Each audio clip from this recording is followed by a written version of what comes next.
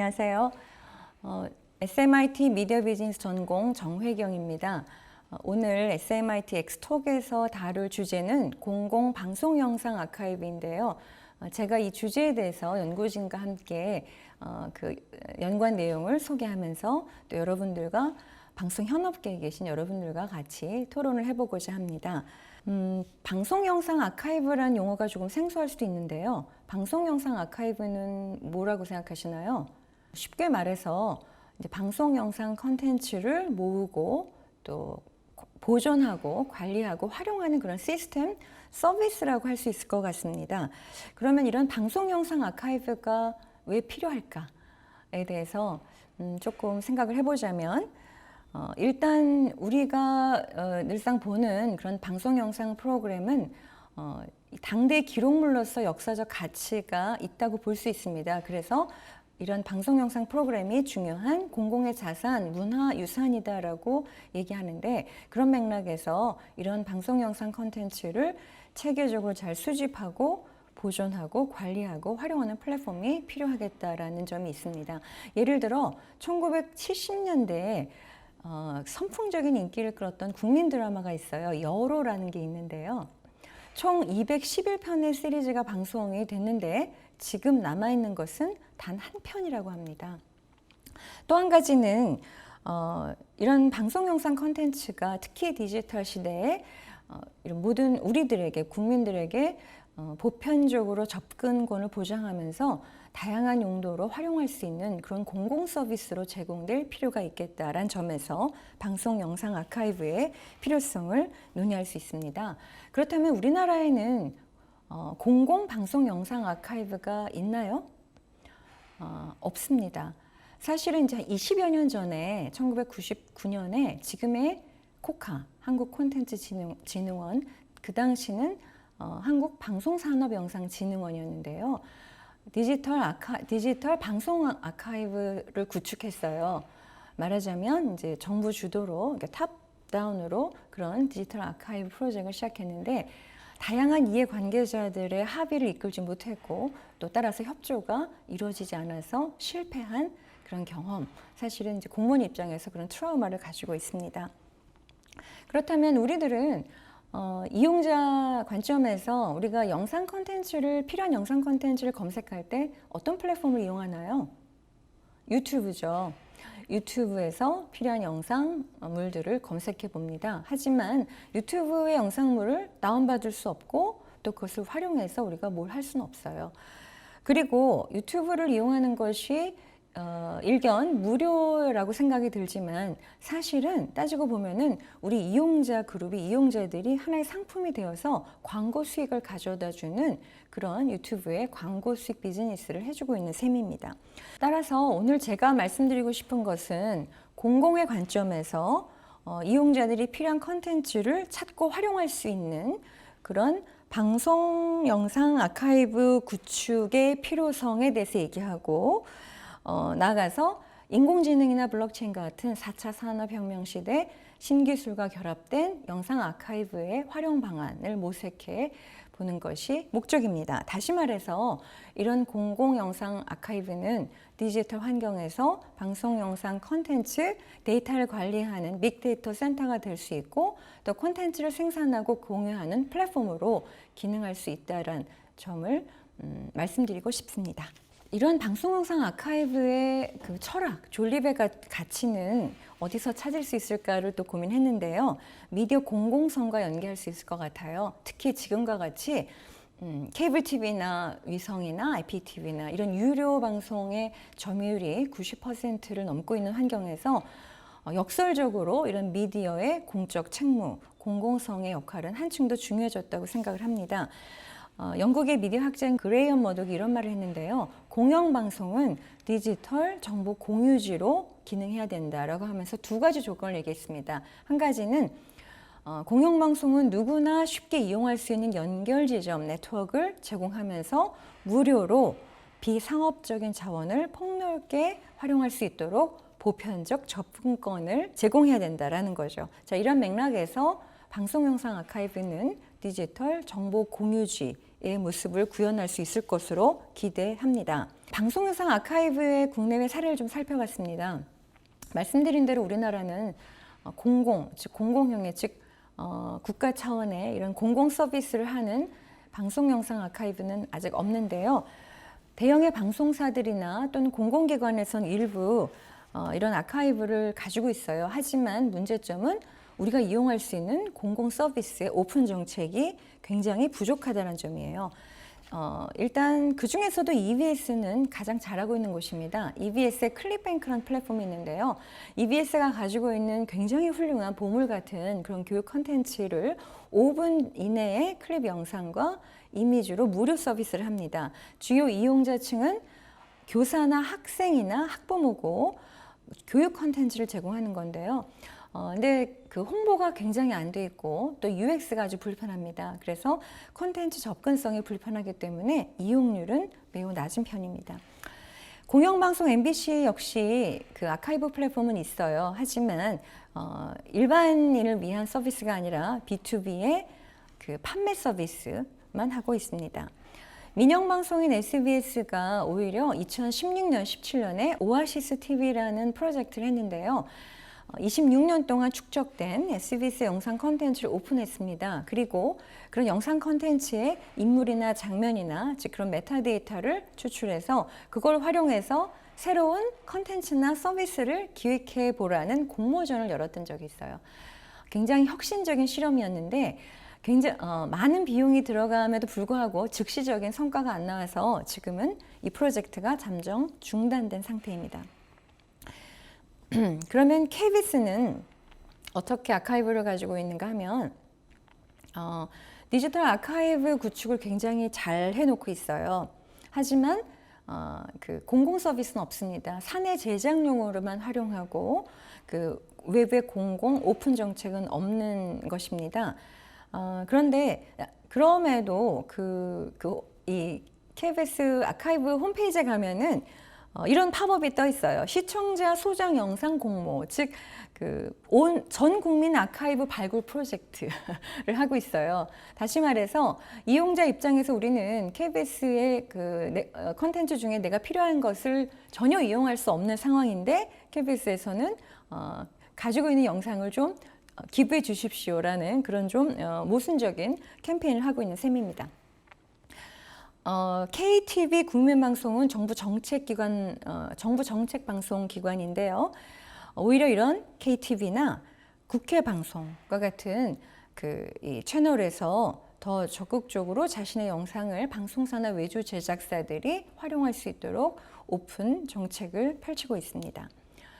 아까 말씀드린 대로 정부 차원의 이런 디지털 방송 아카이브 사업이 있었지만 실패한 경험이 있고 지금 과기정통부가 이 K 컨텐트 뱅크라고 해서 컨텐츠를 모으고 유통 활성화를 도와주겠다는 정책을 펴고 있지만 이것 역시 굉장히 어려움을 겪고 있는 실정입니다. 지금부터 말씀드릴 여러 가지 해외의 사례들은 대부분의 영상 선진국에서 이런 공공의 방송 영상 아카이브를 어떻게 구축하고 있는가에 시사점을 주는데요. 공통점은 법적인 근거를 마련해서 별도의 운영 조직을 가지고 국가적 차원에서 방송 영상 콘텐츠를 체계적으로 수집, 활용하고 있다는 것이 가장 중요한 공통점입니다.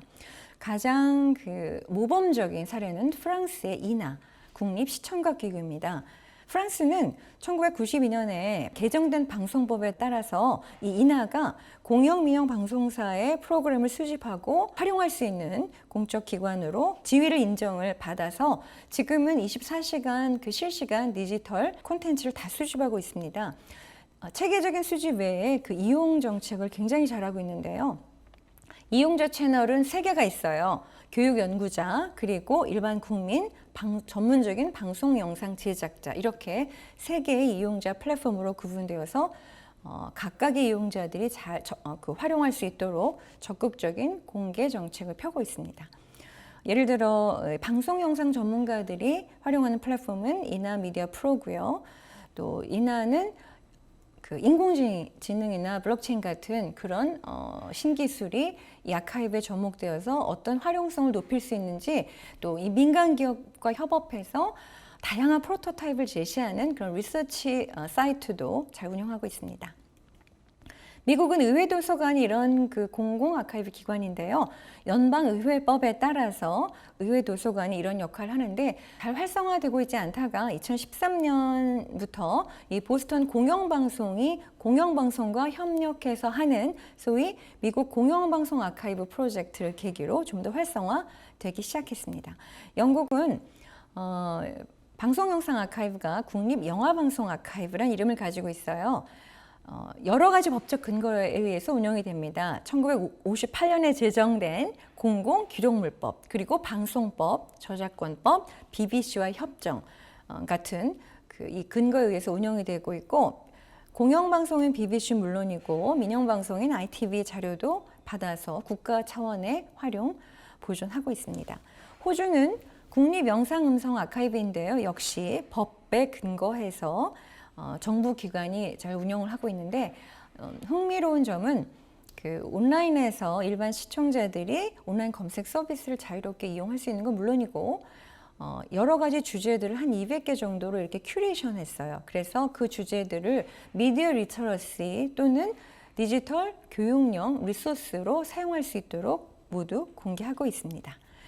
일본은 방송영상 아카이브가 방송 프로그램 센터라는 것입니다. 이것은 방송사들이 공동으로 만든 비영리 공익재단인데요. 사실 잘 되고 있지는 않습니다. 특히 재원이 좀 부족한 상태에서 컨텐츠 유상 구입 정책을 펴다 보니까 재정적으로 더 어려움을 겪고 있는데, 그럼에도 우리가 한 가지 좀 눈여겨봐야 될 점은 어떤 컨텐츠를 수집하고 보존할 것인가에 대한 그 명문화된 규정이 상당히 잘 되어 있다는 점입니다. 예를 들어서 TV 프로그램이나 라디오 프로그램이나 그 광고물을 망라해서 국내나 해외에서 상을 받은 프로그램, 혹은 높은 시청률을 기록했거나 시청자들의 어떤 시청자들에게 화제를 모은 프로그램, 그리고 주요 인물이나 현대사 기록으로서 가치가 있는 프로그램, 장기적으로 지속적으로 방송된 프로그램은 꼭 수집해서 보존해야 된다라는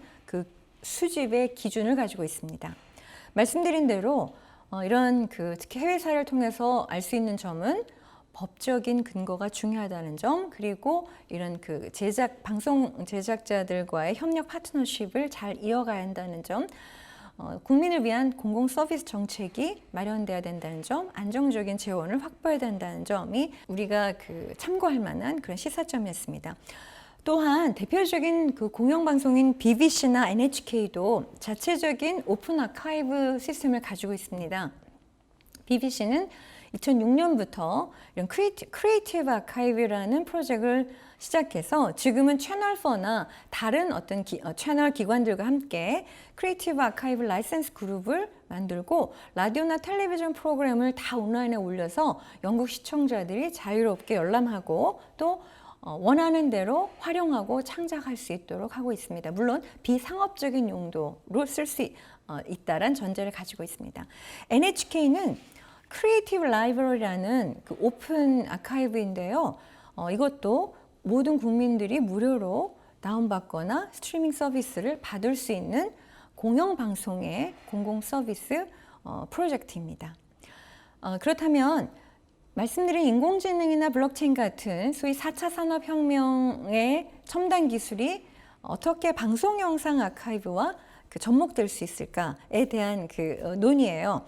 여기서 중요한 것은 저희가 영상의 개념을 재정립했습니다. 즉 영상, 비디오라는 것이 우리가 지금까지 알고 있는 스토리가 담겨져 있는 하나의 정보 덩어리로 생각하는 것이 아니라 타임드 데이터, 즉 시작 시간이 있고 끝나는 시간이 있고 URL을 가지고 있는 데이터로서 정의합니다. 타임드 데이터로 정의했고요. 따라서 예를 들어 우리가 알쓸신잡이라는 어떤 프로그램을 보면은 에피소드는 한 30여 개에 그칠지 모르지만 그 안에 담긴 다양한 어떤 데이터의 이 파편들, 또 이 쪼개진 영상 데이터, 수많은 영상 데이터들을 우리가 메타데이터로 구축한다면 그것을 훨씬 더 잘 활용하고 재가공할 수 있다는 점에서 이런 알쓸신잡 그 세진이 가지고 있는 정보와 지식은 무궁무진한 셈입니다. 따라서 영상을 컨텐츠가 아닌 타임드 데이터로서 인식하고 이 영상의 처리는 편집이 아닌 데이터 프로세싱의 과정으로 재정립하고자 하는 것이 이제 저희의 주장이고, 이런 관점에서 이런 AI가 영상 그 시나리오 그리고 촬영, 인제스트, 유통 모든 과정에 적용될 수 있고, 실제로 지금 그런 사례들은 많이 나와 있습니다. 뭐 예를 들어 그 AI인 벤자민이 쓴 시나리오를 기반으로 선스프린이라는 영화가 이미 실험적으로 제작된 적도 있고요. 또 편집 과정에서 이런 그 하이라이트 이 영상을 AI가 추출해내거나, 또는 IBM 왓슨이 예고편, 영화의 예고편을 만들어낸 그런 사례들은 이미 많이 나와 있습니다. 또 하나는 블록체인인데요. 블록체인은 이런 정보나 영상의 신뢰성을 확보할 수 있는 핵심 기술로 주목을 받고 있죠.